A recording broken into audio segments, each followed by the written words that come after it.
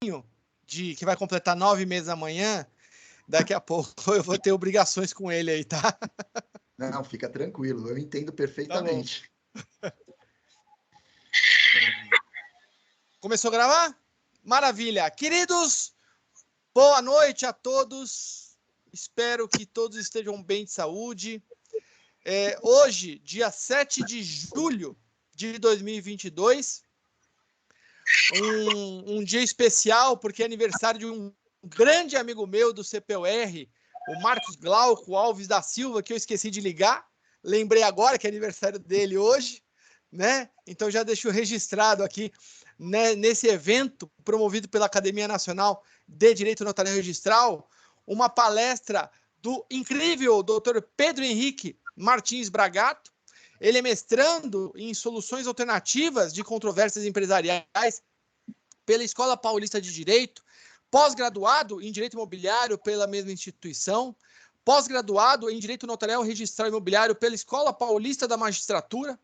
Ele é oficial de Registro Civil e Tabelião de Notas de São Manuel, interior de São Paulo, um sujeito classe A, né?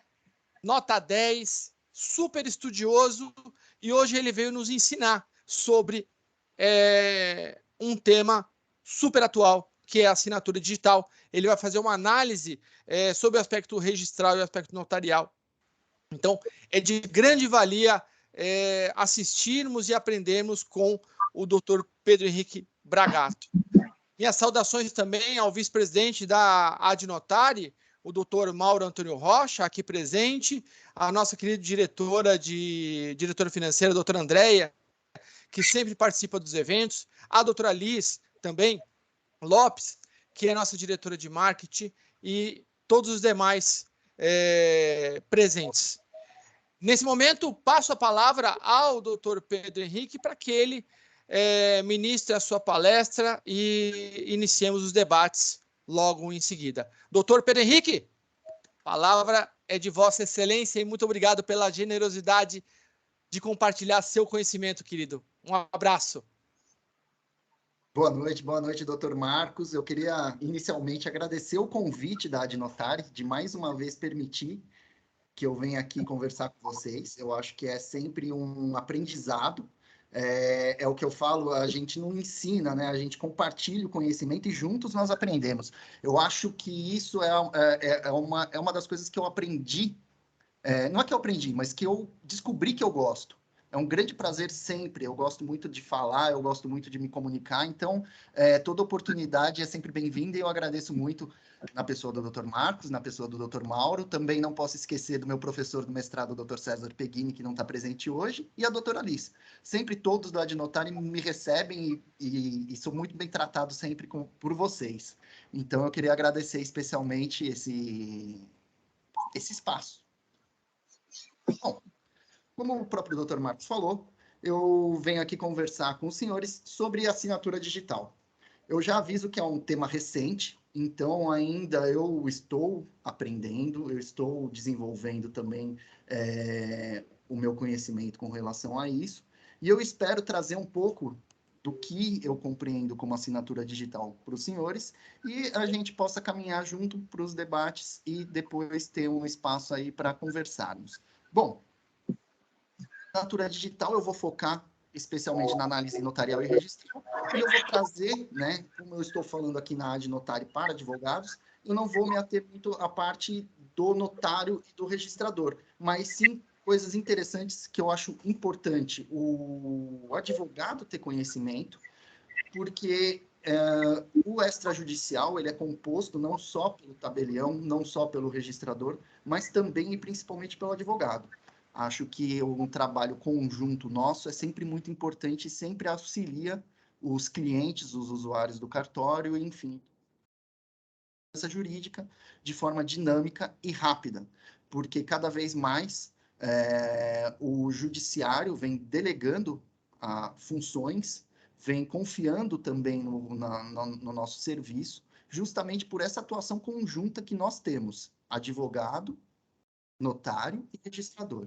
Eu acho que um virato é uma ótima saída e uma ótima forma de desafogar aqui desafogar não, mas trazer um dinamismo novo, né, para os negócios jurídicos, para a celebração dos negócios jurídicos.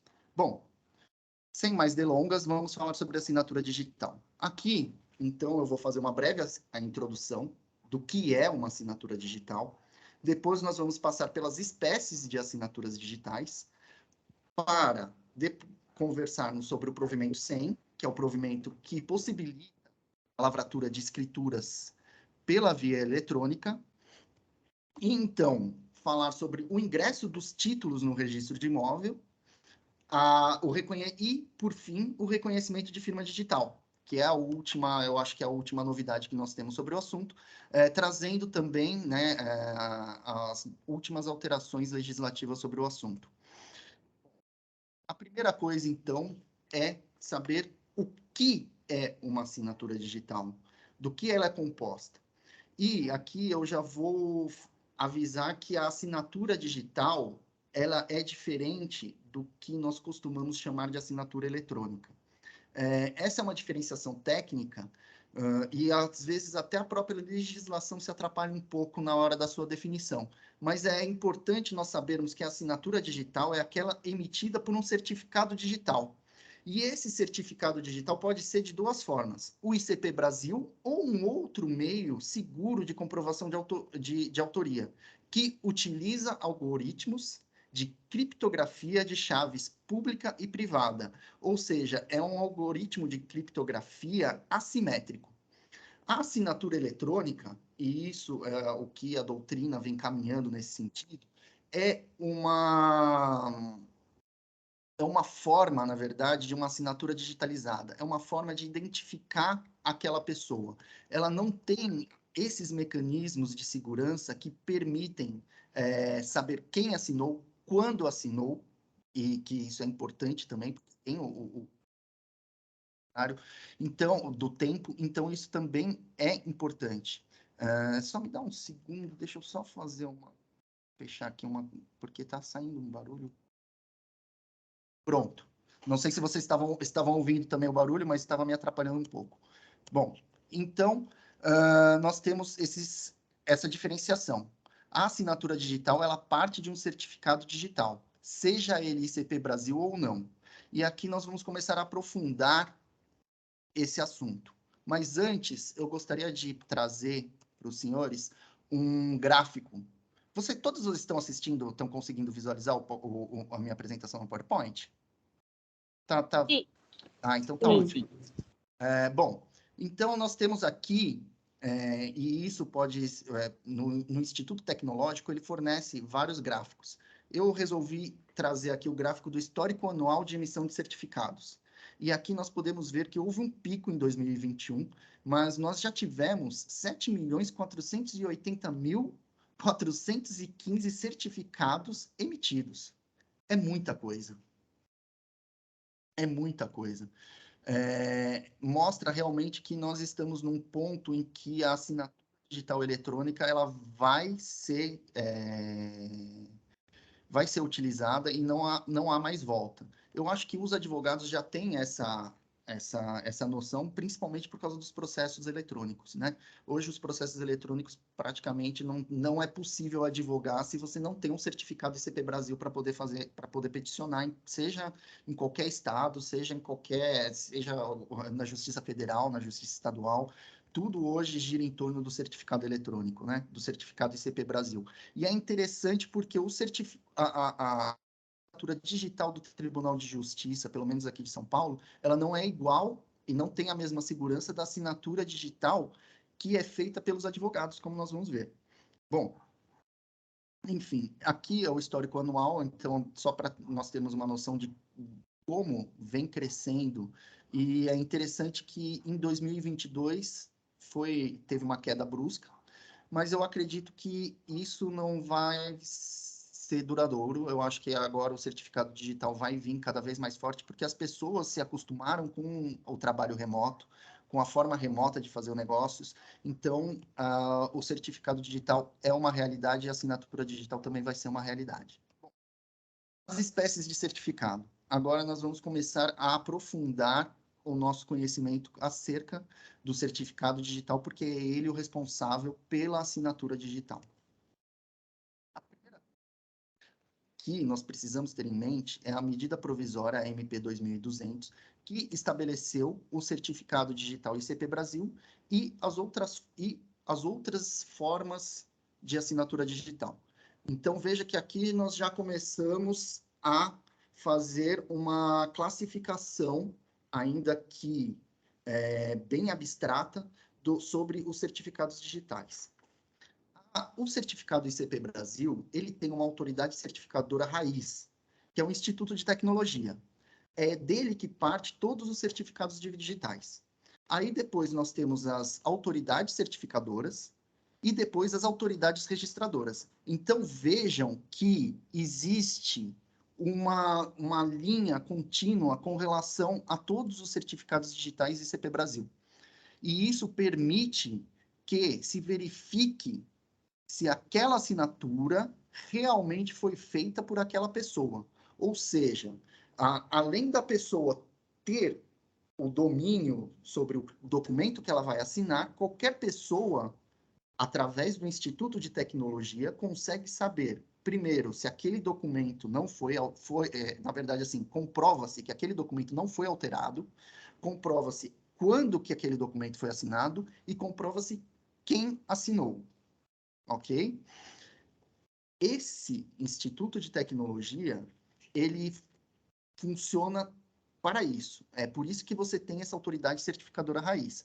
E as autoridades registradoras são as mais diversas possíveis. Ela vai se expandindo. Então, nós temos a OAB, por exemplo, como uma autoridade certificadora, nós temos o Serasa, nós temos diversas, até os próprios cartórios também são autoridades que podem emitir o certificado digital ICP Brasil, além do certificado emitido pelo notariado, que eu vou deixar para explicar a diferença dos dois mais para frente, mas eles são diferentes, eles não são iguais. O certificado ICP Brasil, ele parte desse provimento dessa MP 2200, seu artigo 10, parágrafo 1º. E é interessante que o artigo 10, parágrafo 1º, faz referência ao Código Civil de 16, mas temos a mesma previsão no Código Civil de 2002, no artigo 107, que fala que presume-se verdadeiro o documento assinado, ok? E aí nós temos o parágrafo 2º, que dá validade também a outros documentos que são assinados, ainda que não se utilize o certificado ICP Brasil, desde que admitido pelas partes como válido ou aceito pela pessoa a quem for oposto o documento. Então, ou seja, ainda que não se utilize o ICP Brasil, mas exista outro meio de comprovação de autoria e integridade do documento, ele é legalmente aceito desde que as partes que vão efetuar aquele negócio jurídico assim admitam ele como válido ou a pessoa que for oposto. E isso é muito importante, por quê? Porque existem certificados que não são ICP Brasil. E isso não significa que eles não são reconhecidos no nosso ordenamento jurídico. Simplesmente significa que eles não têm a mesma segurança jurídica e eles são, como nós podemos dizer, de um nível diferente. O reconhecimento deles depende ou de um prévio acordo entre as partes, ou que a pessoa não se oponha àquele tipo de reconhecimento, aquele tipo de certificado digital, aquela assinatura posta no documento, ok? E isso era o que nós tínhamos. Aqui, o ICP Brasil ainda, ele se divide em 3 tipos de certificados. Nós temos o certificado A1, que tem validade de 12 meses. Nós temos o certificado A2, que teria validade de até 2 anos. E nós temos o certificado A3, que tem validade de 3 anos. O certificado A3, ele é o mais seguro de todos. Ele é o que é utilizado para assinar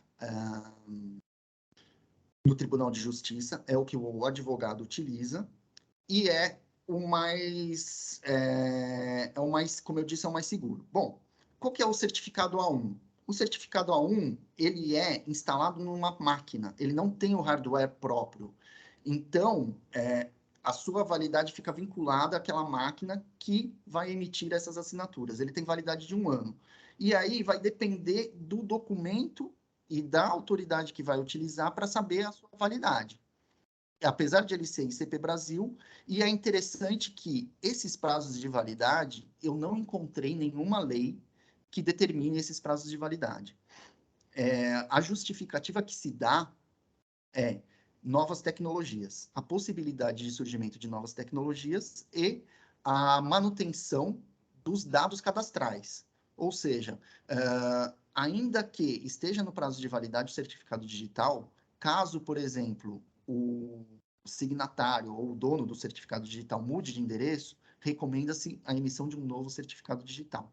Não existe regra que limite a emissão de certificados digitais. Pode haver, a mesma pessoa pode ter mais de um certificado digital. Inclusive, a legislação ainda anda muito confusa com relação a essa quantidade de certificados digitais. Por exemplo, aqui nos cartórios, a contratação é feita em nome do próprio tabelião, que é pelo SEI. Esse SEI, ele é sempre vinculado a um certificado digital. E é interessante porque eu, por exemplo, tenho 2 certificados digitais. Um vinculado ao SEI aqui do cartório onde eu sou interino e outro vinculado ao SEI do cartório em que eu sou titular. E aí sim, eu consigo acessar os serviços da Secretaria da Fazenda, eu consigo assinar os documentos da Secretaria da Fazenda com base nesse SEI. Eu ainda preciso ter um certificado digital com o CNPJ do cartório para poder acessar as funcionalidades e assinar em nome do cartório, apesar de ele não ter personalidade jurídica. Então, assim, eu preciso ainda ter mais 2 certificados digitais vinculados ao meu CPF, vinculados ao CNPJ do cartório.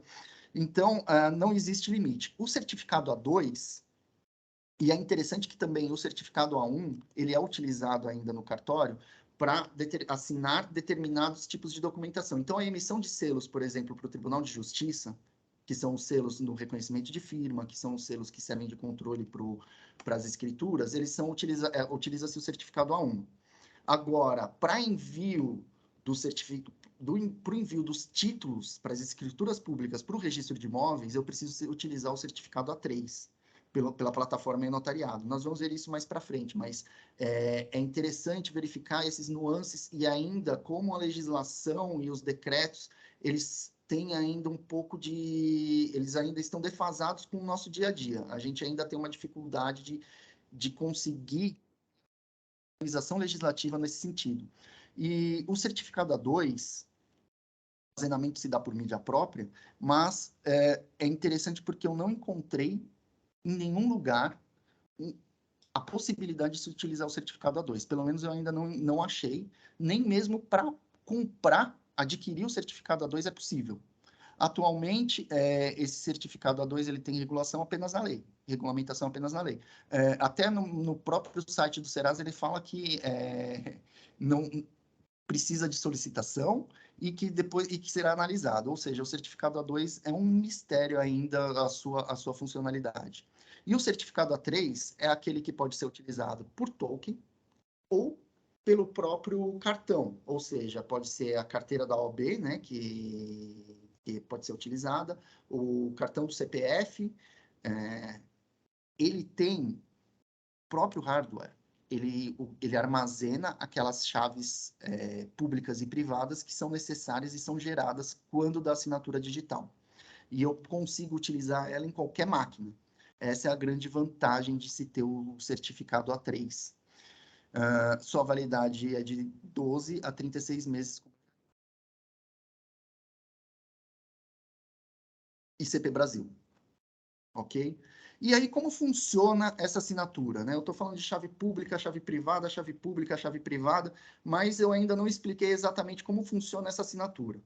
Bom, a assinatura funciona da seguinte forma. Eu tenho 2 chaves, como eu já disse. A chave pública e a chave privada. O documento gerado em PDF-A, ele tem um código hash, que comprova a sua esse código hash, ele é utilizado pelo certificado e pela chave privada. Então, a pessoa que vai assinar esse documento, ela insere o certificado A3, vai aparecer ali o documento, eu carrego o documento, eu digito minha senha, e esse código hash, então, ele é alterado pela minha chave privada. Ok? E ele fica inserido dentro do arquivo PDF que ele foi assinado. Aí vocês vão me perguntar, tá ótimo, Pedro, até aí tudo bem, eu tenho um PDF, ele está assinado digitalmente, e como é que eu vou saber se esse PDF é assinado digitalmente, quem assinou, como assinou, por que assinou? Bom, é relativamente simples. Eu tenho este arquivo, eu vou no Instituto de Tecnologia, no site, carrego este arquivo e o próprio Instituto de Tecnologia vai me fornecer os dados de quem assinou, quando assinou e que o documento é válido e é o mesmo documento que aquela pessoa assinou. Ele utiliza essa chave pública para decodificar esse código hash e descobrir que não houve nenhuma alteração. E veja que eu falei, né, que as assinaturas dos processos do Tribunal de Justiça não são tão eficazes como a assinatura dos documentos que nós utilizamos no certificado digital. Por quê? Eu acho que os senhores já têm um certo costume, um certo hábito de trabalhar em processos digitais. Quando chega um mandado ou um alvará, ou se eu quero verificar se aquele documento impresso realmente foi emitido por um juiz e assinado judicialmente, o que eu preciso fazer? Eu preciso acessar o site do Tribunal de Justiça, eu vou digitar o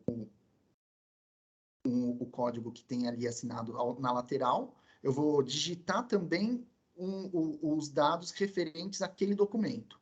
E aí ele vai abrir para mim uma página com o mesmo documento que eu tenho em mãos, ou com o mesmo documento que eu tenho salvo no meu computador. Ou seja, cabe a mim analisar se aquele documento que eu tenho em mãos, o conteúdo, a escrita, é a mesma escrita que tem no processo, ou enfim, no link ali que eu abri que o Tribunal de Justiça me forneceu. Veja que é diferente do que quando eu faço a carga do meu próprio arquivo. Eu não preciso fazer uma leitura do documento. Por quê? Porque eu sei que aquele arquivo é válido e eficaz.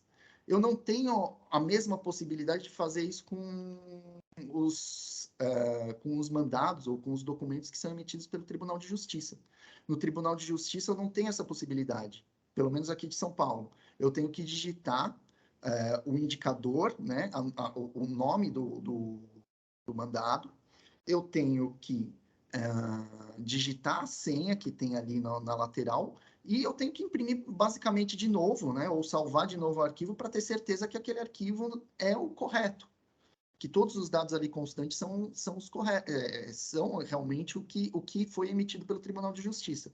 É muito mais seguro o Instituto de Tecnologia nesses termos, porque eu vou utilizar a chave pública que está inserida no próprio PDF para verificar a sua veracidade e o seu conteúdo. Bom, aqui então nós vamos já começar a trabalhar a novidade que nós temos, que é o e-notariado. Não sei se todos têm o conhecimento, mas diante da pandemia e da dificuldade que nós tivemos e enfim, da pandemia, as pessoas não podiam mais comparecer pessoalmente ao cartório. O cartório foi um dos poucos lugares em que realmente nós praticamente não fechamos. Se fechamos 15 dias, um mês, acho que já foi muito. Mas mesmo o registro civil, por exemplo, ele continuou funcionando integralmente. Até mesmo porque era preciso por causa dos registros de óbito. Mas então surgiu o provimento 100 do CNJ, que buscou trazer a possibilidade de assinatura das escrituras, procurações, enfim, atos notariais online. Essa regulamentação, ela surgiu num momento de necessidade. Eu sei que ela é muito criticada, com razão, até, concordo com muitas das críticas. Existe um problema com relação à possibilidade do CNJ fazer uma atribuição, ou melhor, alterar até as atribuições que eram dispostas na lei, mas a realidade é que o provimento 100 ajudou muito a termos uma continuidade nos nossos serviços e a fornecer o nosso serviço para a população de forma segura e de forma contínua. E como que funciona o e-notariado? O e-notariado, veja que ele não tem e ele não segue as mesmas regras do ICP Brasil. Qual que é ele utiliza o parágrafo 2º da medida provisória 2200. Ele serve justamente para assinar atos notariais digitais. A vantagem é que ele é expedido gratuitamente. E, novamente, nós temos essa validade de 3 anos, que eu também não sei por que ela tem essa validade de 3 anos, mas foi a validade estabelecida pelo notariado. E, inclusive, sua emissão, atualmente, ela pode ser feita de forma remota, que é uma grande vantagem. Enquanto que o ICP Brasil, ele tem aquelas classificações que nós já vimos, o A1, o A2 e o A3. Nós temos aqui a autoridade certificadora raiz. Ele é pago e ele pode, sim, também ser utilizado nos atos, nas escrituras públicas emitidas na plataforma e-notariado. A plataforma e-notariado é um site que nós, tabelenses, temos acesso, e também a população em geral, para nós fazermos essa assinatura eletrônica. Utilizamos as fichas de firma que já existiam nos cartórios, elas são carregadas dentro dessa plataforma, ou seja, nós temos a segurança jurídica de quem está assinando aquele documento, e nós temos o certificado digital. Só que ela não é ICP Brasil, né? Bom, eu vou falar aqui um pouquinho do provimento sem cansar muitos senhores. O provimento, algumas atribuições específicas, ele deixa margem interpretativa, o que complica, às vezes, até para estabelecer qual cartório. Eu não gosto muito de falar competência, mas porque o cartório não tem jurisdicionado, né? Diferente de um juiz, de um fórum, na verdade, o cartório tem atribuição, por isso que eu falo atribuição. Mas, de uma forma técnica, pode ser compreendido também como competência. E ele fala que o tabelião de notas da circunscrição do imóvel ou do domicílio do adquirente compete de forma remota com exclusividade de lavrar de escrituras eletronicamente. Ou seja, já começa a alterar um pouco a Lei 8935. Por quê? Porque... desculpa, Pedro. Pedro, posso te interromper? Claro, deve. Antes que eu saia, deixa eu participar para você tomar uma água, inclusive. O provimento 100, a gente tem que observar que o provimento é uma norma de natureza administrativa. E a Lei 8935, de 94, é uma lei ordinária.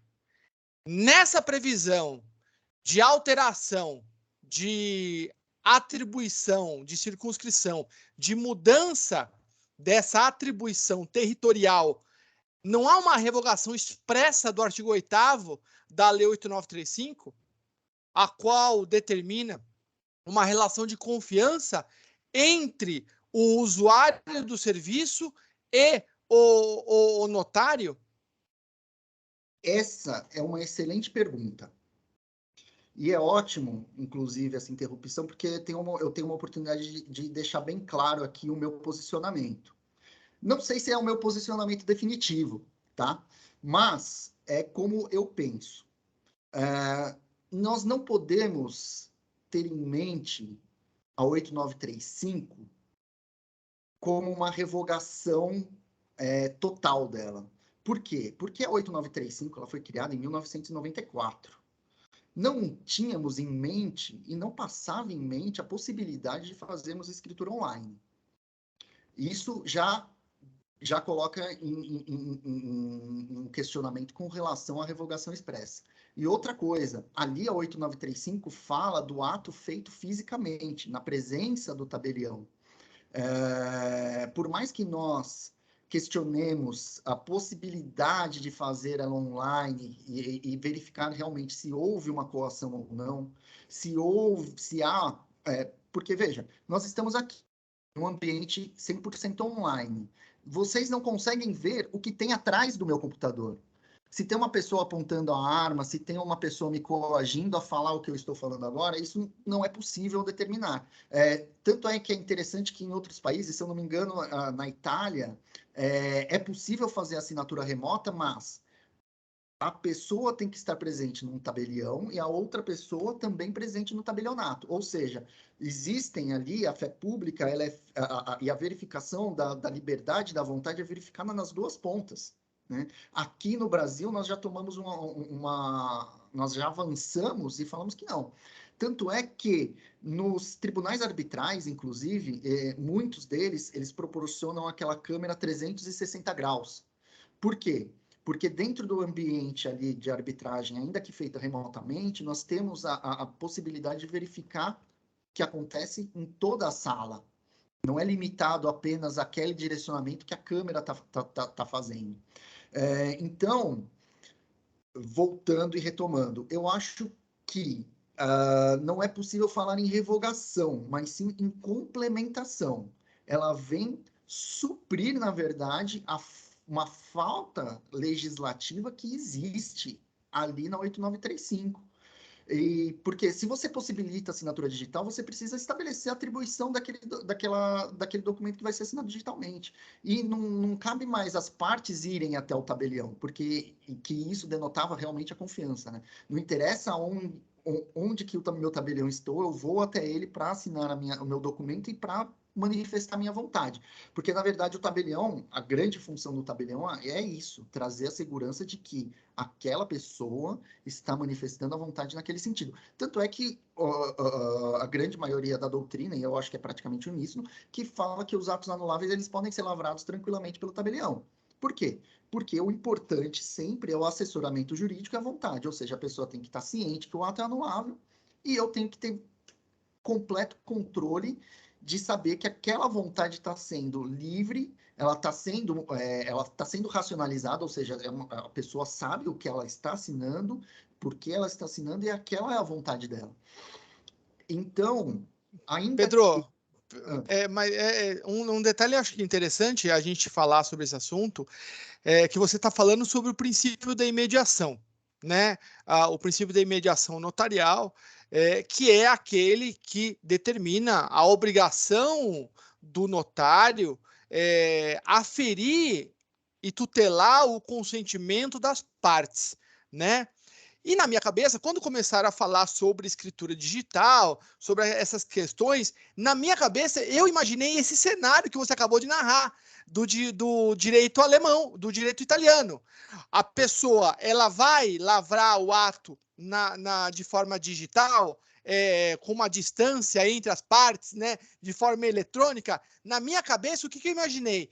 Como é que eu vou assegurar a imediação online? Né? Então, essa manifestação da vontade escorreita, sem nenhum vício, sem nenhum tipo de coação.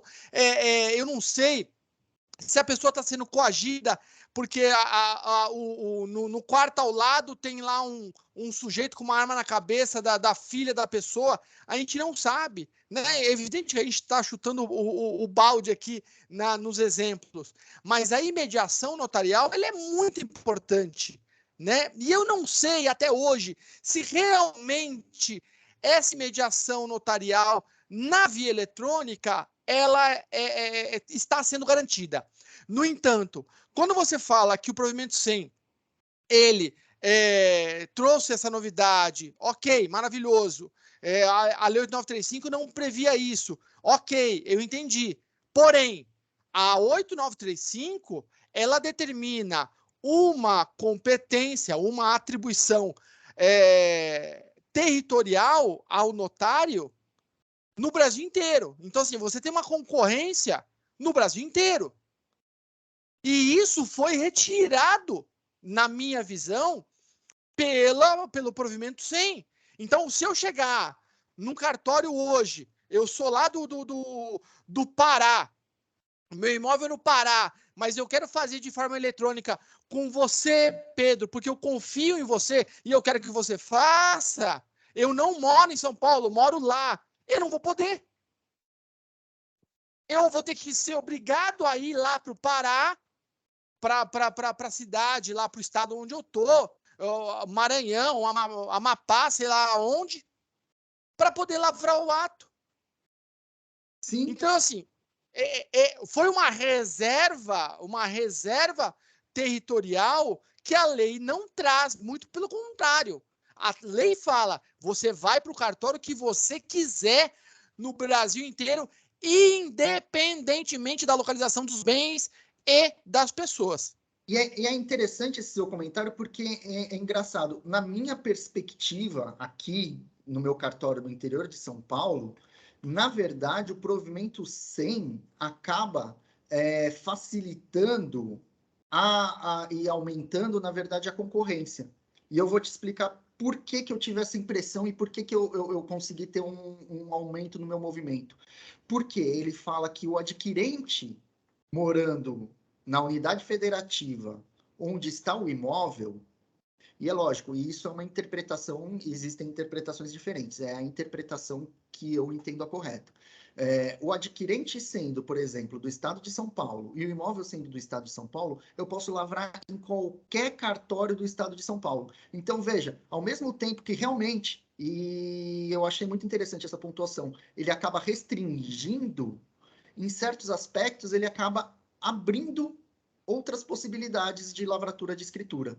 Então, nós temos, na verdade, uma nova forma, realmente, de verificar essas atribuições. É muito interessante essa sua pontuação por causa disso. Que, se por um lado, se o adquirente, né, e o imóvel for, por exemplo, da Bahia, ele não pode vir aqui para São Paulo para fazer a escritura.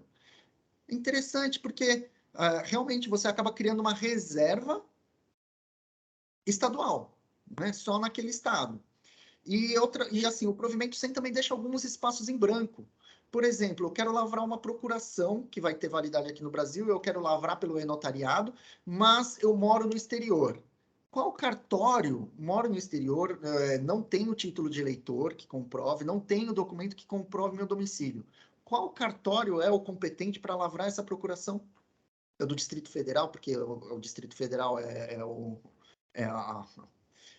não tem, né? Na verdade, assim, seria não tem nenhuma analogia que a gente consiga fazer. Então, é interessante isso. E eu vou te falar uma situação interessante. Eu tive a oportunidade de prestar assessoria patrimonial para uma instituição financeira. Quando eu era obrigado a fazer a escritura, e a gente sempre tentava fazer escritura de alienação fiduciária, por exemplo, na localidade onde o arrematante tinha domicílio, se fosse fora de São Paulo, Pedro, eu tinha uma dificuldade enorme de fazer escritura. Então, assim, veja, eu queria fazer escritura para quê? Para assegurar o arrematante que ele fizesse no cartório de confiança dele, só que chegava em determinadas situações, o sujeito falava assim, eu moro aqui no estado tal, e o meu cartório aqui, o titular aqui falou que não sabe fazer. Mas eu mando minuta. Não, mas ela não aceita. Aí eu falei, e agora? O que eu vou fazer? Ainda bem que era alienação fiduciária. Então, o que eu resolvi fazer? Vamos fazer tudo no instrumento particular. Faço o instrumento particular, mando por e-mail, o senhor imprime, vai no cartório, reconhece firma, né? Aproveita e já reconhece por autenticidade para não ter problema, me manda pelo correio, eu assino aqui em São Paulo e devolvo para o cartório de registro de imóveis da localidade, São Paulo, Bahia, Amapá e por aí vai. Então, assim, o meu gargalo no escritório era o tabelionato de notas, por incrível que pareça. E eu imaginava que não. Né? Então, assim, essa situação onde o provimento 100 ele atribui uma competência, uma atribuição territorial estadual, teoricamente, para algumas pessoas, isso vai prejudicar. Né? E o tabelião, certamente, ele não vai fazer. Né? Sim, para algumas situações acaba complicando, porque até e a gente sabe que a realidade do Brasil ela é muito fragmentada. A gente não pode, e é isso que eu acho muito importante, a gente não pode resumir a nossa realidade a São Paulo, resumir a nossa realidade à capital, já são mundos completamente diferentes. Exato. Imagina imagina o Brasil, e a gente fala que a dimensão é continental, mas é verdade, e as realidades são muito diferentes. Você não pode exigir até mesmo do tabelionato que tem uma cidade de 5 mil, 10 mil habitantes, a mesma realidade que tem aqui. E Marcos, você foi muito pontual, porque existem pessoas, não é porque a cidade tem 13 mil habitantes que não tem pessoas que façam negócios no Brasil todo. Claro. Pode ter fazendeiro, pode ter uma pessoa que tem condições e que resolveu morar no interior, por que não? Por que a gente vai restringir essa possibilidade? Eu acho que realmente, e é o que eu disse, o provimento 100, ele surgiu, na verdade, de uma necessidade. E o direito é experimentação. Não adianta a gente querer ter resultados imediatos com relação a uma coisa tão recente.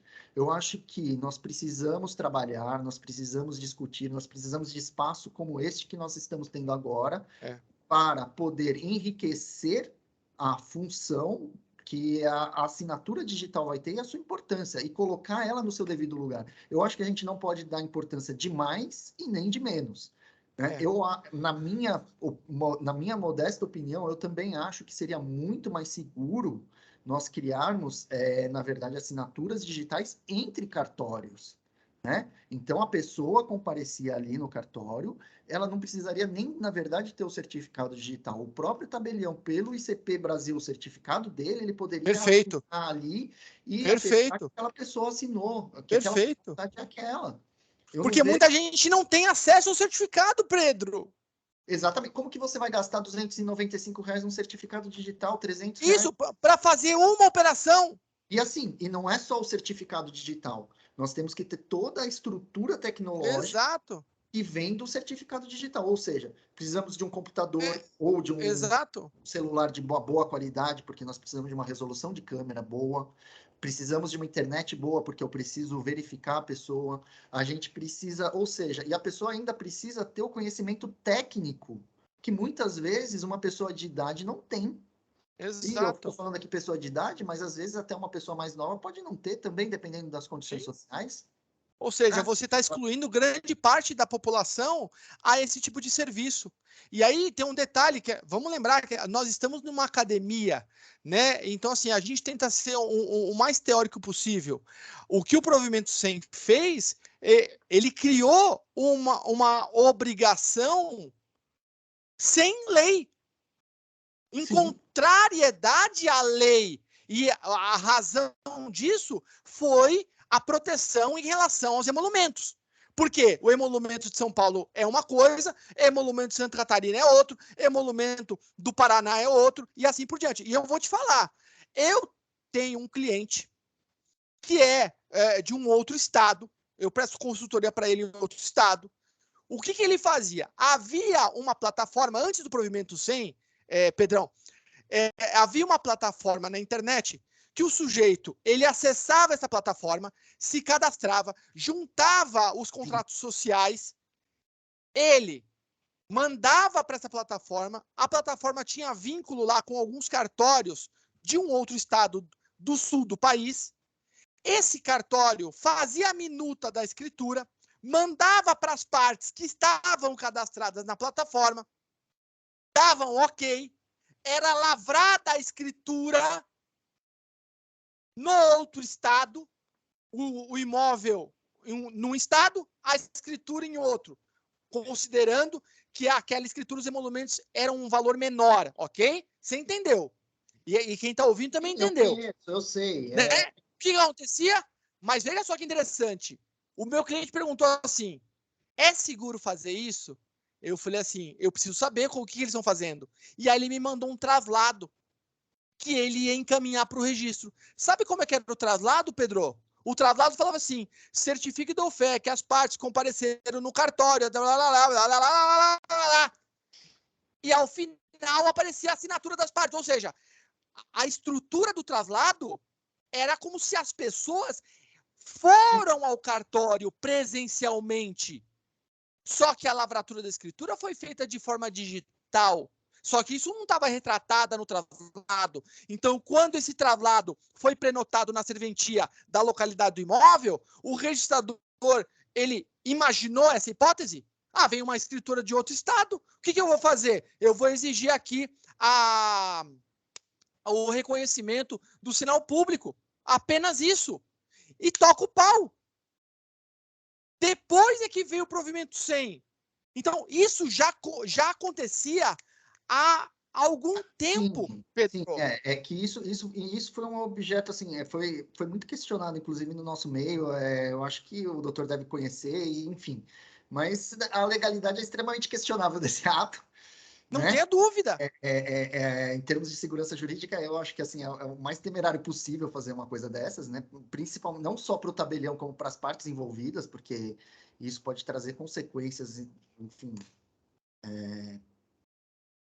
Mas acontecia muito, hein? administrativas e, inclusive, eu diria até criminais, talvez, Não, porque e você está dando pé de uma coisa que não era realidade, né? E estava não, trazendo também. Pedro, e a plataforma, quando você se cadastrava, você podia falar assim, ó, orçamento da escritura. Aí você colocava os valores, valor venal, o valor do negócio, aparecia assim, uma lista de cartórios e os preços, ou seja, São Paulo, né, estava sempre para trás, porque por conta da tabela de São Paulo. Então, assim, evidente que caia lá, o estado tal, o estado tal, o estado tal são os que têm menor valor de emolumentos. E muita gente usava isso daí. Muita gente usava, E né? hoje tem muita gente que não tem conhecimento e às vezes vai pedir uma certidão online. Se você não usa o registrocivil.org, por exemplo, você coloca lá certidão online de nascimento, às vezes você paga 4, 5, 6 vezes o preço que o registrador civil tá recebendo. Quer dizer, o registrador civil não, né? Que o registrador civil cobra, porque o registro civil ainda também tem os repasses que ele precisa fazer, que são de obrigação legal, né? E, enfim, mas é o que eu falo. A gente não pode também considerar essa realidade, porque é uma coisa totalmente fora da legalidade, mas demonstra a necessidade que as partes tinham de ter essa possibilidade de lavrar a escritura online. E isso é muito importante a gente ressaltar. Por quê? Porque, na verdade, a pessoa se aproveita de uma necessidade para criar uma facilidade. Porque a pessoa precisa. É aquilo, às vezes a mãe falece e a pessoa não mora mais no estado há 10 anos. Como é que ele vai até lá para fazer? Muitas vezes não tem condições. Então, assim, são muitos detalhes que nós precisamos levar em conta. E eu acho que isso também a gente tem que dar ceder, aliás, fazer uma menção de que o certificado digital emitido pelo cartório de forma gratuita é muito importante. Por quê? Porque esse certificado digital ele não é cobrado, emitido, ainda que não seja, tudo bem, ICP Brasil, porque o ICP Brasil realmente envolve gastos, mas o certificado notarizado, que a gente chama, o certificado emitido pelo notariado, ele não é cobrado. Você só vai ser cobrado quando você utiliza os serviços do cartório. E isso eu acho que é um detalhe importante que a gente precisa destacar também. Justamente por quê? Porque as pessoas muitas vezes deixam de praticar o ato por causa da necessidade de pagar um certificado digital, né? Então, eu acho que foi um detalhe muito importante que as entidades de classe na hora e o CNJ também levou em consideração para possibilitar e para dar vazão para isso. Apesar da gente também ter esse apontamento que o doutor fez, de que nós temos essa restrição estadual, Ao mesmo tempo, também nós temos, de outro lado, algumas gratuidades que são interessantes e que a gente se preocupa com isso também. Bom, mas aqui, então, são as regras de competência, não vou me aprofundar mais, porque a gente já teve um debate bem dinâmico e interessante. E como eu disse, veja, por exemplo, comprovação de domicílio. Como é que eu sei que o adquirente mora naquele lugar? Pelo título de eleitor ou outro domicílio comprovado. Veja como é aberto essa possibilidade de comprovação de domicílio. São coisas que que geram uma dificuldade para a gente conseguir até conceituar, classificar, e no momento do dia a dia fica difícil da gente falar, será que eu tenho competência? Será que eu não tenho competência? Eu acho que a gente precisa até trabalhar o provimento e verificar a sua possibilidade de alteração para deixar certas situações mais claras. E outro problema que eu acho também a pessoa jurídica ela só pode, então, assinar no cartório onde ela tem a sede ou filial. Sabe, umas limitações que eles trazem dificuldade para o próprio usuário. Bom, e aí nós vamos agora falar sobre o registro de imóveis e o certificado digital e a assinatura digital. Veja que agora o artigo 14 da Lei 14.063 de 2020, ela traz uma outra classificação das assinaturas eletrônicas e chama de assinatura eletrônica. Ele fala em assinatura eletrônica simples, assinatura eletrônica avançada e assinatura eletrônica qualificada. O inciso 2 do artigo 4º, eu dei uma resumida porque ele é muito extenso, até ficou um pouco confuso, mas eu acho que o importante é vocês terem a ideia de que existe uma assinatura eletrônica avançada. E nós vamos ver o porquê. Bom, a assinatura eletrônica avançada é aquela assinatura que não é emitida pelo ICP Brasil, mas possui um outro meio de comprovação de autoria e o signatário domina a possibilidade de sua assinatura, ou seja, só ele pode assinar os documentos, e os dados ali contidos permitem que eu saiba quem está assinando. E, mais um detalhe, nenhuma modificação posterior pode ser feita sem que seja ela detectada. E, por fim, a assinatura eletrônica qualificada é a que usa o certificado digital do parágrafo 1º do artigo 10 da medida provisória 2200 de 2001. Bom, essa lei ainda no artigo 5º estabelece a obrigatoriedade do uso da assinatura eletrônica qualificada nos atos de transferência do registro de imóveis.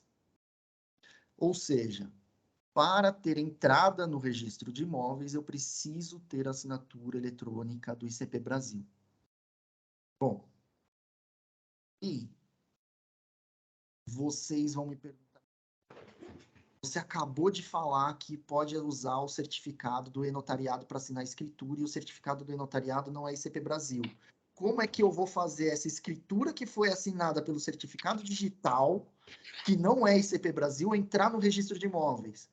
Veja, à primeira vista isso gera um certo espanto. Por quê? Se você precisa do ICP Brasil, como que você faz uma escritura que não precisa do ICP Brasil? Bom, mas isso tem uma explicação. A escritura, eu não sei quantos estão familiarizados com como funciona o tabelionato de notas. Então, eu vou explicar rapidamente. A escritura que as partes assinam, elas ficam arquivadas no cartório. O cartório é o guardião do documento com a assinatura das partes.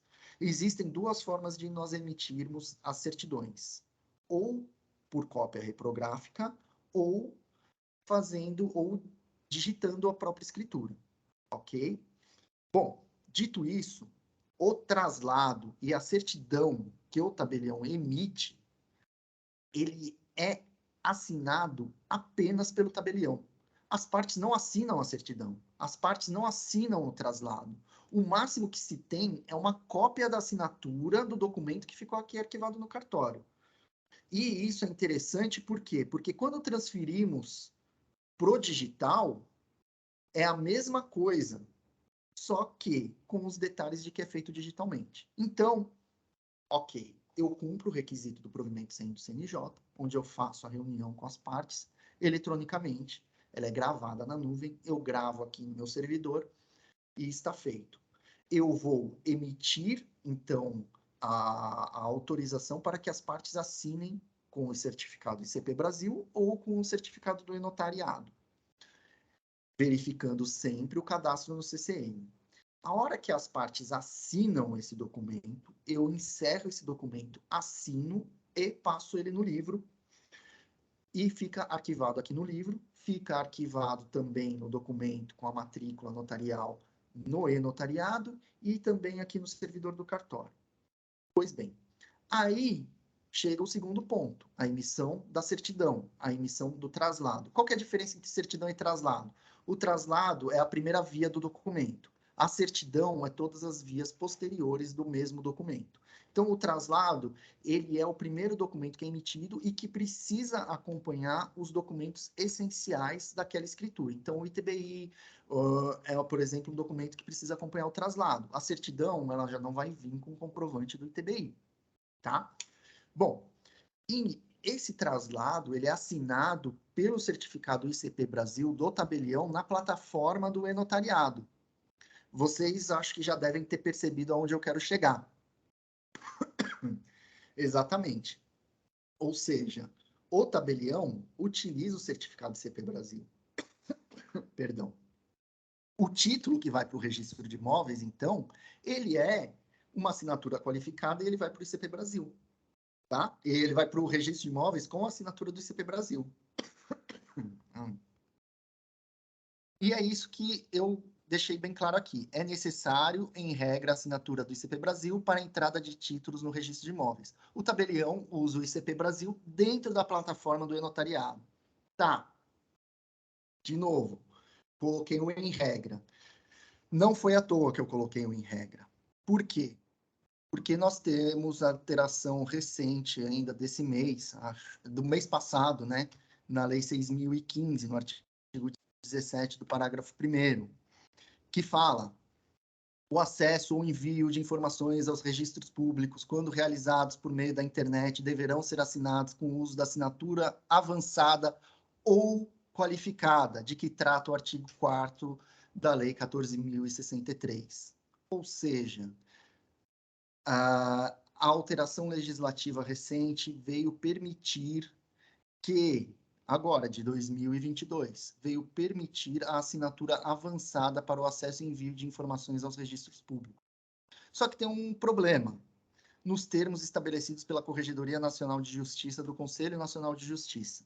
Ou seja, se o CNJ ainda não regulamentou qual assinatura avançada vai ser utilizada, que geralmente é aquelas assinaturas utilizadas pelas aquelas empresas que têm o final, sempre o final é sempre sign, né? Alguma coisa sign. Se ele não regulamentou quais são os requisitos e quais são as exigências técnicas para essa assinatura avançada ter acesso aos registros públicos, nós não podemos utilizar as assinaturas avançadas. Pelo menos esse é meu posicionamento. Não sei o que, para falar a verdade, ainda também não encontrei ninguém que escreveu sobre o assunto. Se alguém tiver o conhecimento sobre algum artigo ou alguma palestra que fale sobre isso, eu gostaria de saber também, porque a alteração é bem recente. Mas, por enquanto, pelo menos aqui no primeiro Notas de São Manuel e no de Aparecida de São Manuel, nós exigimos a assinatura qualificada, ou seja, ICP Brasil. Tá? Quando falamos em qualificada, sempre leia e entenda ICP Brasil. Mas nada impede que, posteriormente, nós utilizemos a assinatura avançada. Inclusive, ato da Corregedoria Nacional poderá também estabelecer hipóteses do uso da assinatura avançada. Ou seja, a assinatura avançada vai ser admitida até para transferência de imóveis. Eu acho que isso é uma coisa que vai crescer e vai ser muito importante futuramente, principalmente para essas empresas que não são e não trabalham com o Instituto de Tecnologia, né? E abriu uma grande oportunidade aqui para que elas comecem a buscar uma regulamentação junto à Corregedoria, né? Junto ao CNJ, o Conselho Nacional de Justiça, para conseguir que a assinatura avançada delas tenha entrada no registro de imóveis. Vai ser, futuramente, acho que o caminho talvez até o Notas sofra alguma coisa com relação a isso, não sei. Vamos ver, isso daí é uma coisa que vai ficar para o futuro. Mas abriu aqui uma... Não vou falar brecha, porque eu não gosto da palavra brecha, mas aqui eu acho que é um início de uma grande alteração legislativa e até uma forma com que vai ser trabalhada a transferência imobiliária. E é interessante, e eu acho muito importante também, trazer um posicionamento dos tribunais com relação às assinaturas digitais. E aqui eu trago um julgado de 2021, ou seja, do final do ano passado, onde o Tribunal de Justiça reformou uma decisão de primeiro grau que havia declarado nulo um documento assinado digitalmente por uma assinatura avançada. Ou seja, as partes celebraram um negócio jurídico onde ambas haviam assinado o documento por uma chave pública e privada, mas que não era o ICP Brasil. E aí, o juiz de primeiro grau entendeu como inválido aquele documento e que não tinha a força de um título extrajudicial. O Tribunal de Justiça, por sua vez, fazendo uma leitura do artigo 10, parágrafo 2º, e tendo entendido que houve uma aceitação tácita de ambas as partes que utilizaram aquele certificado digital para assinatura daquele documento, falaram que não, que aquele documento era válido e que, por isso, foi devolvido para que o órgão de primeiro grau julgasse aquele título extrajudicial e desse início ao cumprimento do mesmo. E isso é muito importante. Eu acho que assim, mostra a força que tem a assinatura digital avançada. Ela já é possível para a formulação de títulos e esse título já pode entrar para sua execução. E agora, por fim, o reconhecimento de firma digital. Eu não vou cansar muito mais vocês, já estou terminando, tá? Mas eu acho que é interessante nós, pelo menos, falar ainda aqui superficialmente sobre esse reconhecimento de firma digital. Por quê? Porque é um novo módulo que foi lançado no notariado e eu queria passar para vocês como que funciona, ainda que de forma genérica. Eu ia abrir aqui o manual, fazer explicação, mas eu acho que vai ficar muito longo e não tem a necessidade.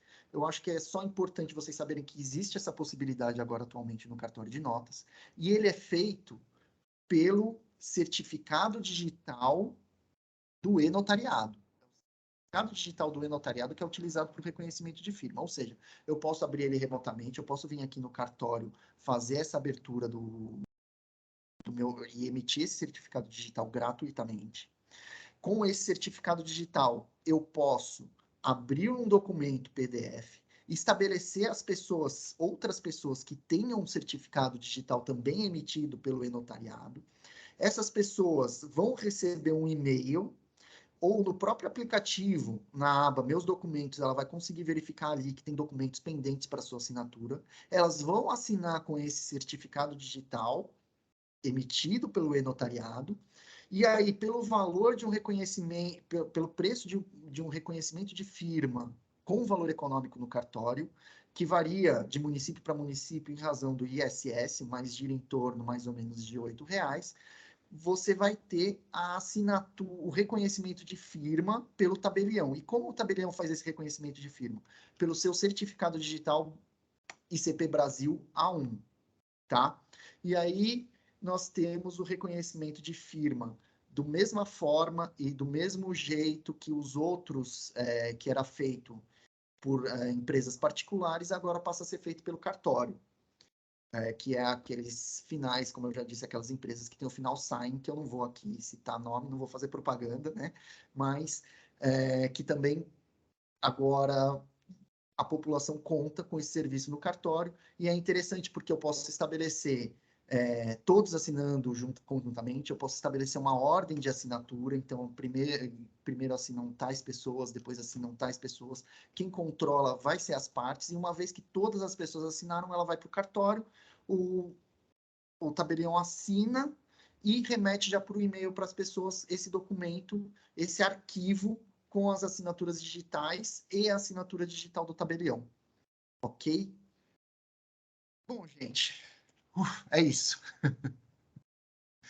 Não sei se foi muito longo, eu peço desculpas se demorei demais, mas eu espero que eu tenha contribuído e tenha trazido algumas ideias interessantes para os senhores. E já quero agradecer a presença de todos, especialmente dos meus amigos, dos meus funcionários, que todos falaram e comentaram e falaram que iriam assistir. Então, desde já, eu já agradeço todos eles que participaram e todos eles que estão presentes. Não vou citar nomes, porque se eu esquecer de alguém, eu vou escutar amanhã, então eu não vou falar nome de ninguém.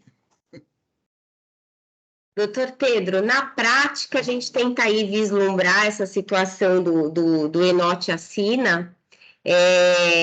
Eu gostaria que o senhor colocasse aqui para a gente, de uma forma rápida, se é possível a pessoa aqui em São Paulo estar assinando, estar fazendo esse reconhecimento de firma, por exemplo, num cartório lá na Bahia.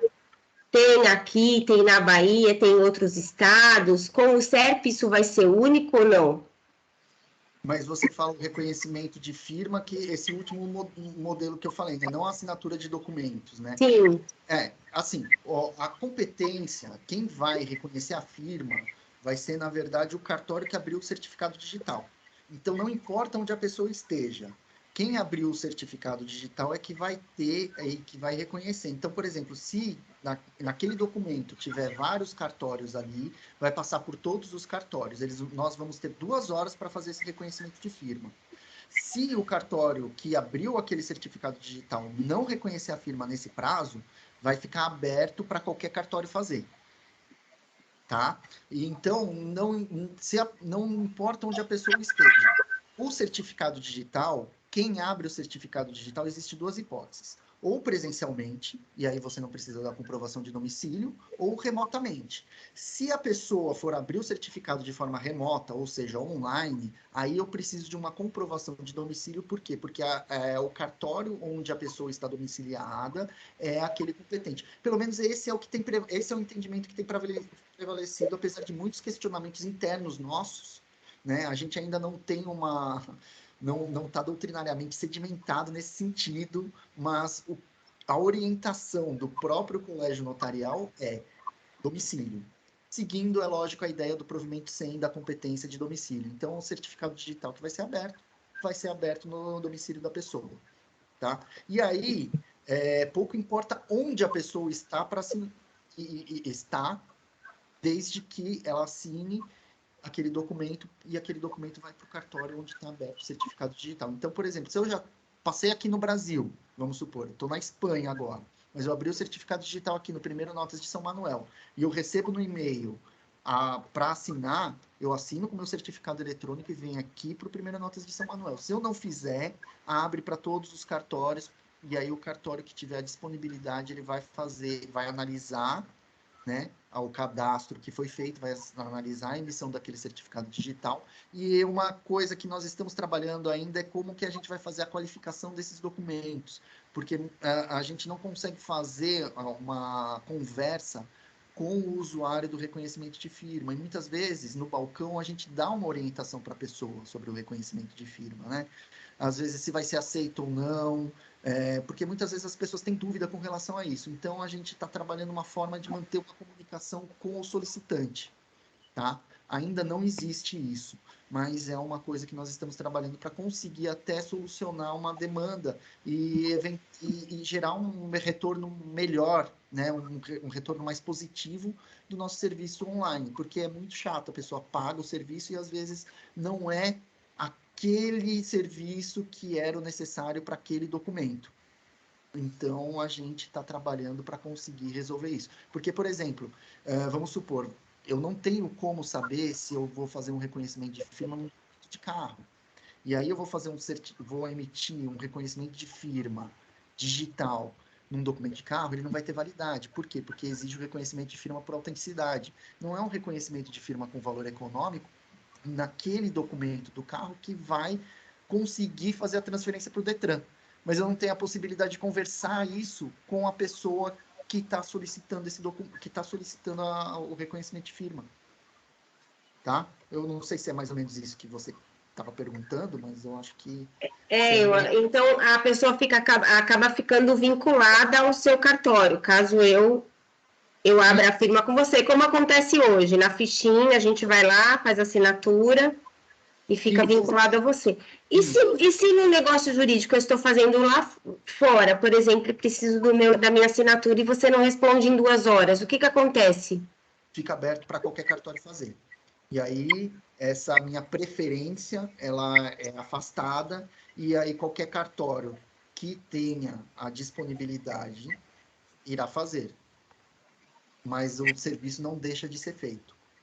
É que você tem esse prazo que você vai dar a preferência para aquele cartório onde, né, como a doutora mesmo disse. Eu estou vinculado. Abriu a ficha de firma, né, onde emitiu o certificado digital. É justamente essa analogia que foi feita. Andréia? Com a mão levantada, pode falar. Oi, boa noite. Obrigada, doutor Pedro. Até se quiser parar o compartilhamento para a gente conseguir ver aqui em tela cheia. Até esqueço. Eu acho que... Imagina. E aí também, só em nome do nosso presidente, o doutor Marcos Vinicius Naga, ele informou desde o começo que ele teria aquele compromisso com o Pedrinho, né? E aí ele teve que sair. Mas, assim, depois se o doutor Mauro vai querer falar alguma coisa, eu tenho algumas dúvidas. Eu já vi algumas coisas com esse Enote Assina. Eu sei que é algo muito novo, mas, assim, pelo que eu vi, ele seria um reconhecimento por semelhança e não por autenticidade, né? A gente permanece com o reconhecimento por autenticidade no cartório. Não sei se é isso, assim, gostaria que me corrigisse. Se eu fizer esse Enote Assina, eu vou ficar vinculada durante 3 anos naquele cartório. Então, acaba tendo uma... Não sei qual seria o nome. Aquele cartório vai ficar... eu não tenho como dizer se fazer uma portabilidade para um outro cartório, alguma coisa assim, mas seria isso? Não, veja, não tem muito essa preocupação, porque é aquilo que eu disse. Você vai ter o serviço feito, ele vai ter, na verdade, mais um direito de preferência. Mas se você quiser abrir um outro... Eu não sei se existe a possibilidade de emitir mais de um certificado digital pelo e-notariado. Eu creio que não. Eu acho que não. Agora eu não tenho conhecimento. Sim. Tá? Mas, assim, nada impede que você revogue também, cancele aquele certificado digital que foi emitido no cartório e abra um outro num outro cartório da sua preferência. Certo. Ele fica vinculado e essa vinculação também não é para sempre. Ela dura os 3 anos que dura o certificado. Depois tem que ser feito um novo certificado digital e aí você pode escolher também um outro cartório para emitir certificado digital.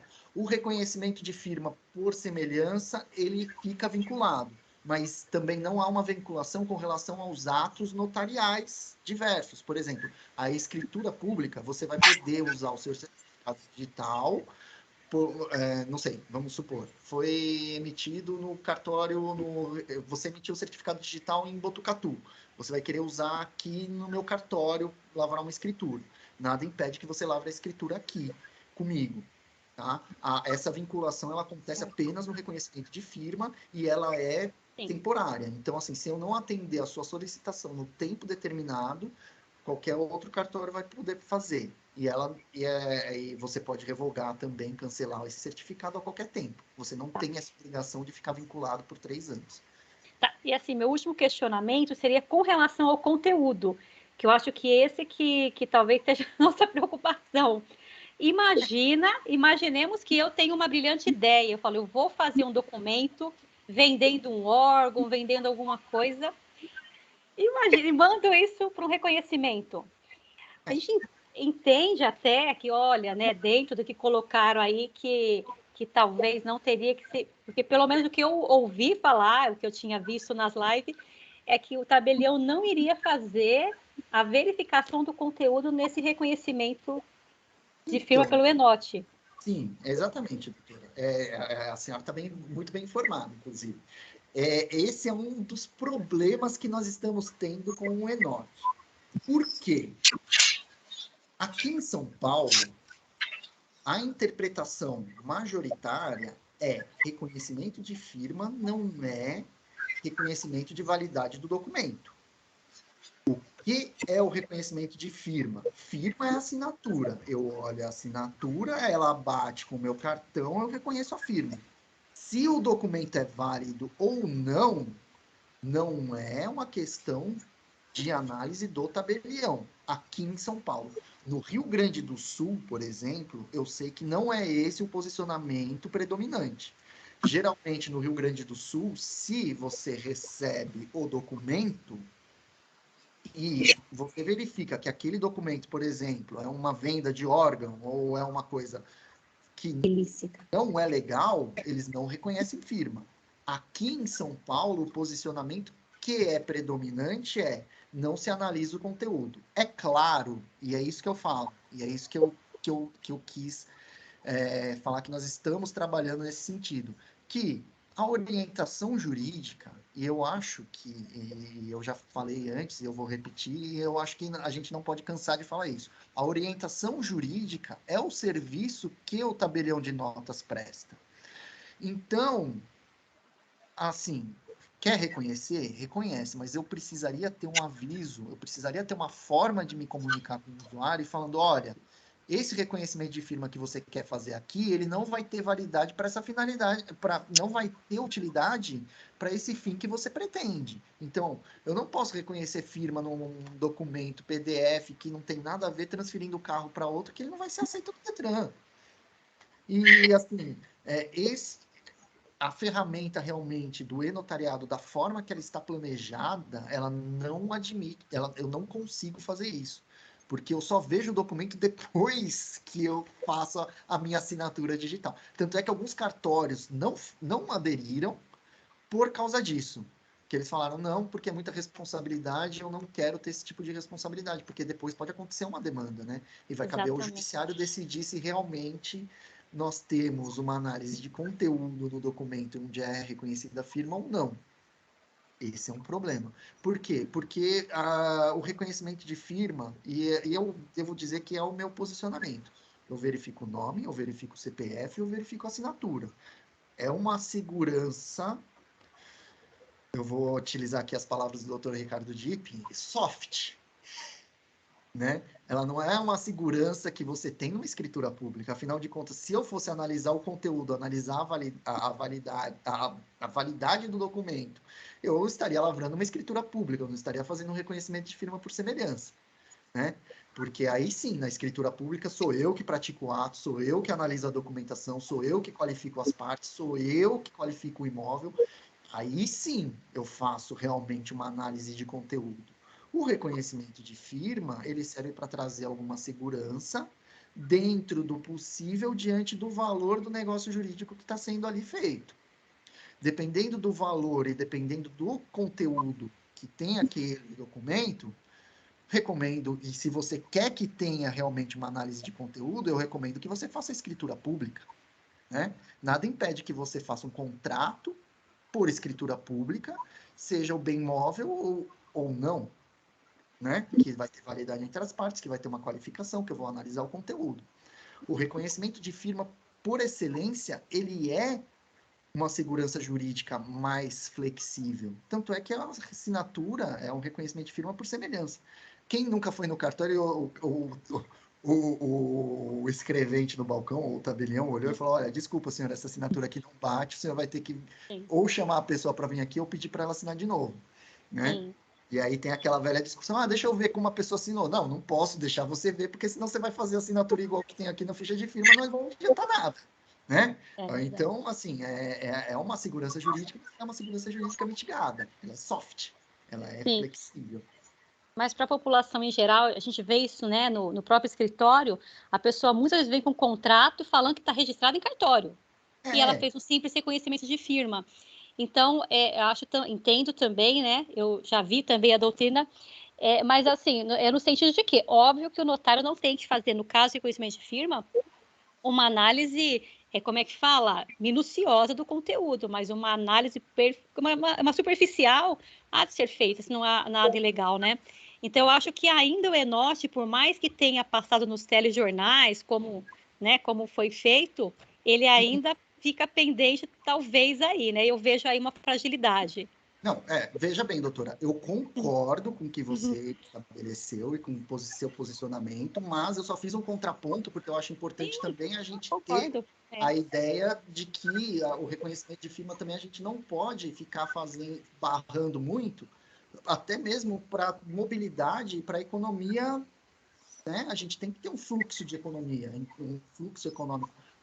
Os bens precisam girar. A gente precisa trabalhar sempre tentando trazer aquele equilíbrio entre circulação econômica e segurança jurídica.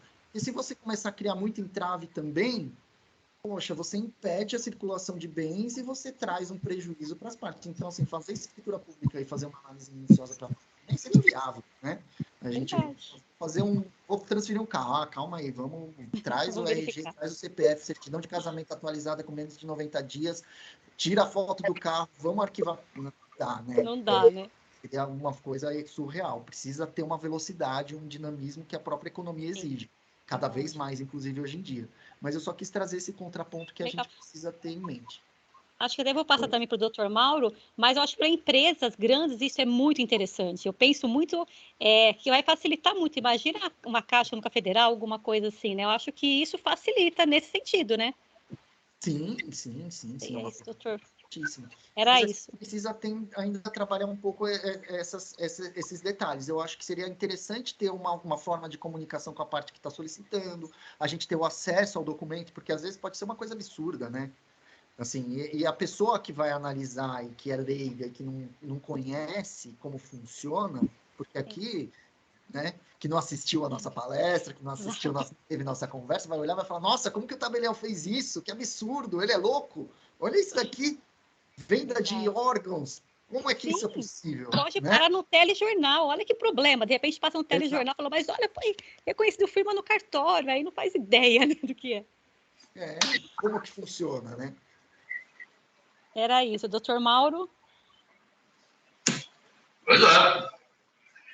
Tudo isso é muito interessante. Eu vejo que, na verdade, a gente avança, mas volta sempre para os mesmos pontos, né? Tem sempre aquelas mesmas dificuldades que nós já tínhamos anteriormente. O que eu acho bom, né? Eu tenho me posicionado ultimamente contrariamente a essa correria toda. Certo? Eu pensei muito em tudo isso que nós estamos vivendo, né? Nessa loucura que nós estamos enfrentando aí, tem que resolver tudo em poucos segundos, rapidamente, eletronicamente e tal. E eu cheguei à conclusão, eu provavelmente eu esteja errado, tá? Eu nem me preocupo mais em estar certo em relação a isso. Mas eu cheguei à conclusão que toda essa correria, ela é gerada por interesses financeiros bancários, né? Os bancos é que têm pressa em fazer as coisas, porque o banco hoje, ele vive de quê? De comissão, não é? Da comissão que eles recebem dos negócios que realizam. Então, quanto mais rápido, mais aquilo gira e mais comissão resulta. Muito bem. E nós estamos tentando ganhar por essa correria, não é? Nós, os tabeliães, os registradores, os advogados, nós não temos necessidade de toda essa correria, não é? Eu digo assim, ó, ninguém sai de casa para comprar ninguém sai da sua residência para comprar um imóvel hoje à tarde. Não, tem que passar ali e comprar um imóvel. Isso não existe, não é? Uma aquisição de um imóvel é uma coisa que demanda um certo tempo, né, de maturação. Ninguém adota uma criança de um momento para outro. Achei a criança aqui, quero adotar. Tá, o doutor Pedro, faz aí. Né? Não existe isso. Então, eu reconheço que nós temos que avançar, temos que fazer as coisas de uma forma mais simples, temos que aproveitar os instrumentos, né, de eletrônicos, os instrumentos enfim, que já estão aí expostos, mas que a gente não precisa de toda essa correria. Isso, por que eu cheguei a falar disso aí? Porque eu acho legal. Nós temos aí a assinatura eletrônica, temos... Hoje eu quase não assisti aqui o nosso compromisso, por quê? Porque eu venho numa sequência de reuniões desde as 9 horas da manhã até as 18 quase. Não é? Só que quando chegou às 18 horas, que eu deveria estar recebendo as atas das reuniões para assinar, eu me dei conta que eu estou na praia e não trouxe o meu cartão de assinatura. Mas eu vou assinar isso agora. Eu vou ter que sair daqui agora, vou ter que voltar a São Paulo, pegar meu cartão e vir aqui para assinar. Para a minha sorte, não me mandaram esses documentos. Então, a responsabilidade já não é mais minha, né?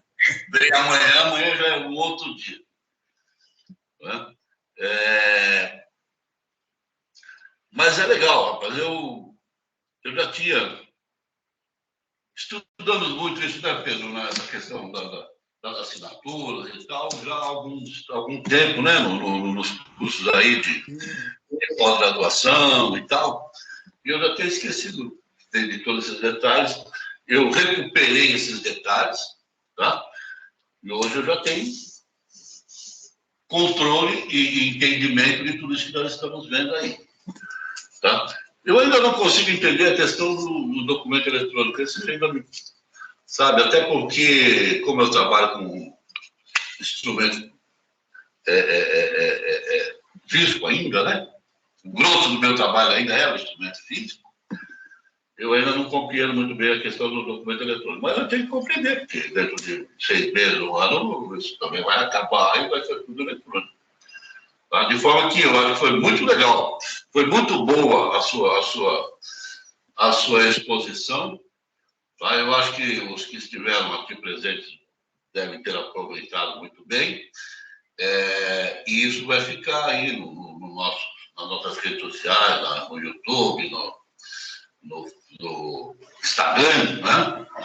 Um instrumento de pesquisa que vai ser muito útil para milhares de pessoas de hoje em diante, tá, Pedro? Eu fiquei muito feliz de revê-lo, tá? O Pedro é um amigo aí que a gente tem há bastante tempo, né? Foi meu colega de estudos aí, nós frequentamos aí alguns cursos aí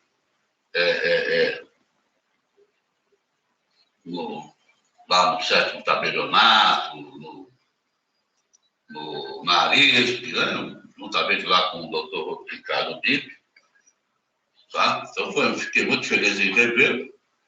E as portas e o microfone e os meios da Rádio Notário estarão sempre abertos aí para você, tá?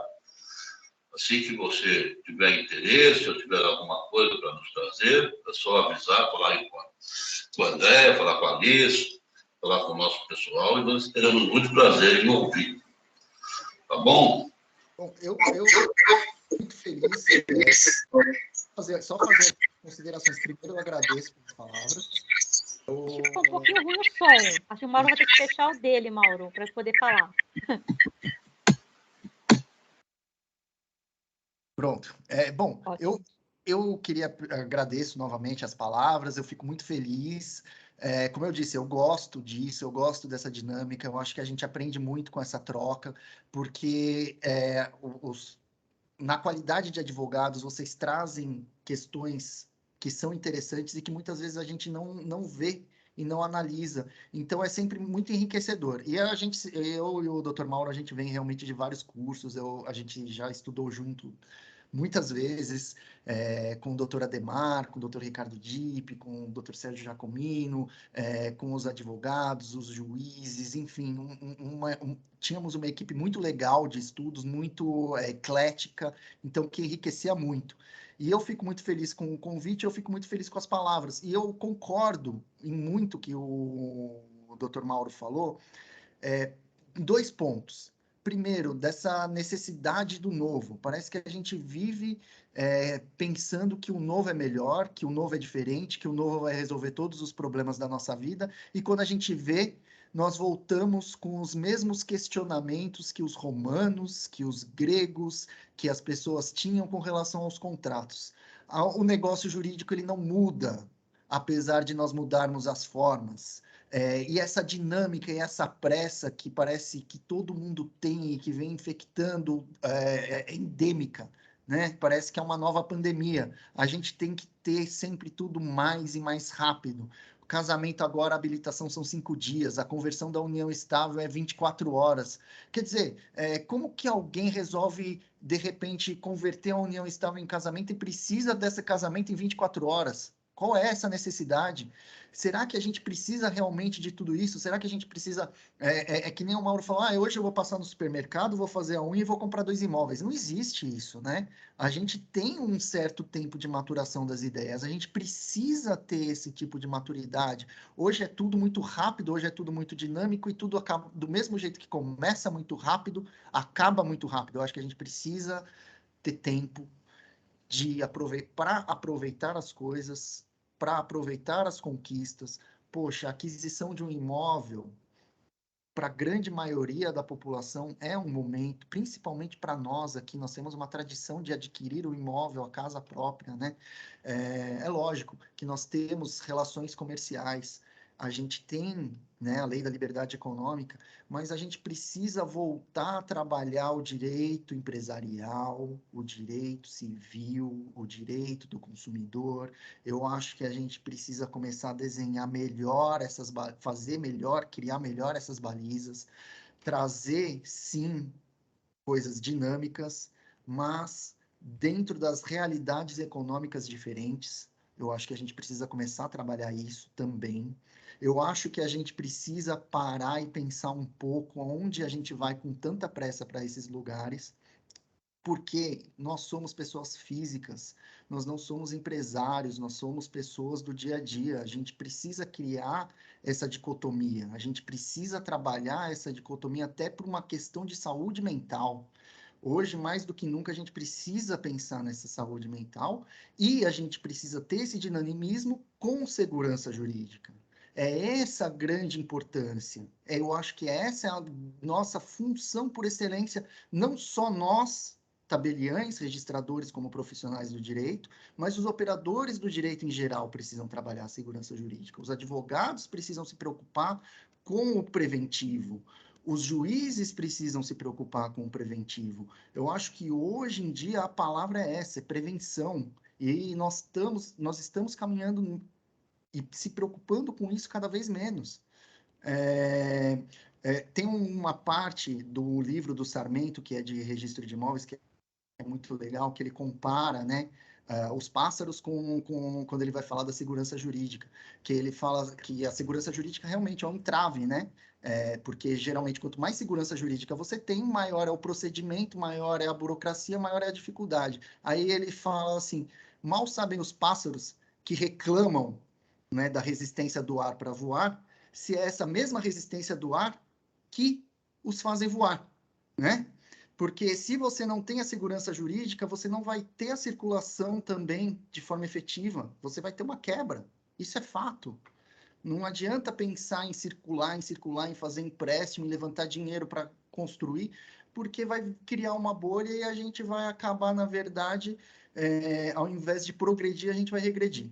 Então, eram essas reflexões finais, eu acho que a gente acabou entrando num assunto meio filosófico agora no final, né? Mas eu acho que é uma reflexão interessante. Muito obrigado e deixo aberta a palavra para os senhores, se quiserem. Eu vou falar aqui rapidinho, que também não posso deixar de agradecer a contribuição e a presença do Dr. Pedro Henrique, que aqui, já bem tarde, né? A gente sabe que o doutor começa cedo e está aqui com a gente, compartilhando a experiência, assuntos novos, e eu acredito, e tenho certeza que nós vamos precisar do doutor mais ali na frente, para que traga para nós como é que anda esse ENOT aí, né, como é que ficou, como é que as alterações que certamente terão, e as nossas portas estão sempre abertas aí para o doutor Pedro, e estamos realmente muito felizes com a tua contribuição e muito grato também por tua apresentação. E aproveitando aqui o espaço, nós estamos aqui com o doutor Mauro, semana que vem nós temos um ciclo de palestras, aí já pegando o gancho do doutor, que a gente não para, a coisa parece que a gente sai correndo atrás das informações, porque todo dia tem alteração e a gente já está prevendo outras, né? Então, nós vamos ter aí um ciclo de palestras com relação à PL 4188, dia 13/7, gestão de garantias, e dia 14 também, seguindo com o doutor Mauro, com o doutor Kikunaga, o Marcos Prado, Mark Stalder e o César Peghini. Então, já estamos aí antecipando e convidando a todos para que participem. Realmente é uma matéria difícil, uma matéria que a gente nem todos temos aí facilidade no dia a dia para estar lidando, e nada melhor que o doutor Mauro aí à frente da Caixa Econômica. Eu acho que tenho certeza que terá muito a nos trazer aí também e agregar aí o nosso conhecimento. E de terça-feira, às 8h30, nós temos o nosso papo acadêmico pelo Instagram. Nós vamos ter conosco o nosso associado, o Hamilton Sakamoto. Então, também convidamos a todos que participem conosco. Doutor Mauro, quer mais alguma coisa? Fica à vontade aí. Eu queria ter o doutor Mauro falar. Nós vamos depois convidar o doutor Pedro para um papo acadêmico também, de terça-feira. É rapidinho, 30 minutos, uma live no Instagram, na parte da manhã, né, Liz? Vamos agendar. E queria agradecer, assim, muito o assunto que o doutor Pedro trouxe. É um assunto que a gente não tem muito. Eu vejo muita coisa, assisto muita live, a gente não via, assim, com tanto conteúdo, sabe, desde o começo, às vezes a pessoa pega só o Enoch, parece que ele nasceu ali, não é assim, né? Então tem toda uma história. Então, assim, agradecer muito aqui pelo material que trouxe aqui para a gente. Então, doutor Mauro, então, pelo avançar da hora, doutor, quer falar mais alguma coisa com relação ao nosso ciclo de palestras? Vamos só renovar aí o convite que os colegas aí participem, né? Dia 13 e dia 14.